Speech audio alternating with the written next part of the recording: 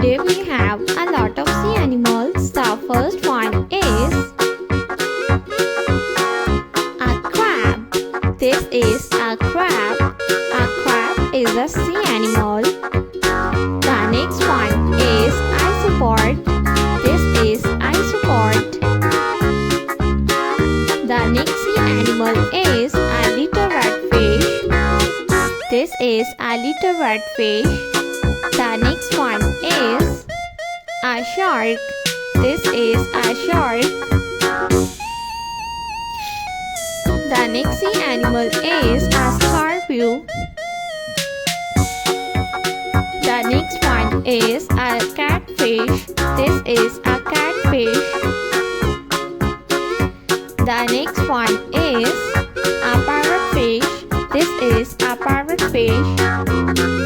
The next sea animal is a little dog. The next sea animal is a lobster. This is a lobster.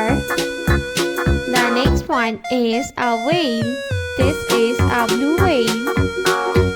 The next one is a blue tang. This is a blue tang. The next one is a little pink fish. This is a little pink fish. The next one is a starfish.